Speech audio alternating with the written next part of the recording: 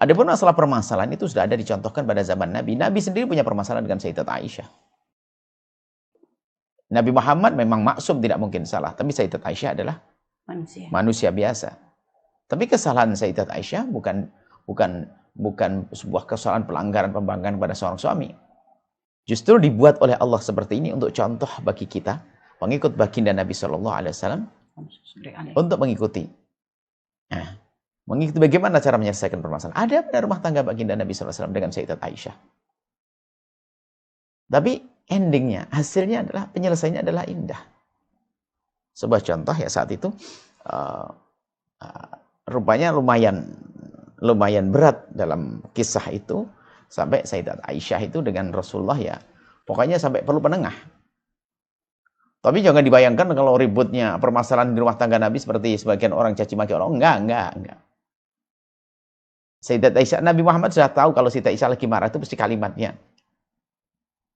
Biasanya kalau lagi nyantai kan demi Tuhannya Muhammad kan begitu. Kalau lagi marah demi Tuhannya Ibrahim, ini sudah. Jadi itu lagi marah dia. Paham. Marahnya bukan jangan dibayangin begitu. Tapi di saat Nabi menemukan Siti Aisyah ada sesuatu, Nabi mulai menghiburnya atau kalau memang tidak bisa lah, ini kisahnya. Ada sesuatu yang lumayan. Ya, karena Nabi ngomong juga karena Siti Aisyah ada waktu itu juga masih sangat muda, belia, kedewasaannya dibangun dan juga untuk ibrah bagi memang dihadirkan oleh Allah untuk contoh bagi kita. Akhirnya mendatangkanlah penengah. Yang jadi penengah adalah Sayyidina Abu Bakar As-Siddiq. Sayyidina Abu Bakar As-Siddiq, Sayyidina Nabi menyampaikan, Abu Bakar, aku punya masalah dengan putrimu, yakni istri baginda Nabi. Kau jadi penengah. Sayyidina Abu Bakar nggak mau jadi penengah. Mula-mula. Ya Rasul, bagaimana aku akan jadi penengah? Gimana? Aku bisa adil, yang satu putriku, yang satu adalah nabiku. Nabi mengatakan perintah ini sudah. Akhirnya sudah.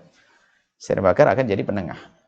Lalu Sayyidina Nabi sebagai seorang laki-laki yang contoh kedewasaan dalam menangani permasalahan, bijak, bertanya, Aisyah, siapa yang ngomong dulu? Aku atau kamu? Bukan nyerocos begitu. Aku atau kamu? Mendengar tawaran semacam itu, seorang wanita yang memang punya penghormatan yang luar biasa kepada suaminya, maka beliau mengatakan, engkau saja yang ngomong, tapi jangan ngomong kecuali yang benar.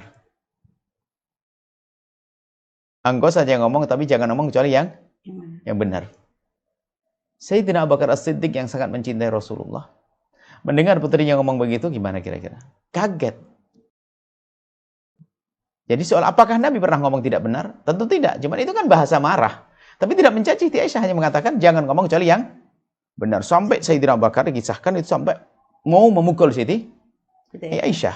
Sampai di saat Siti mau sibuk dipukul, itu muter. Dikejar, ibaratnya seperti itu. Ujung-ujungnya apa? Minta perlindungan di bawah dadanya Rasulullah SAW. Jadi saat itu tidak sadar Siti Aisyah itu ternyata di saat ada bahaya dari luar, ternyata tanpa ia sadari minta perlindungan kepada suaminya yang beliau lagi punya masalah. Ini kan sebuah contoh yang unik, yang cantik, yang indah sekali.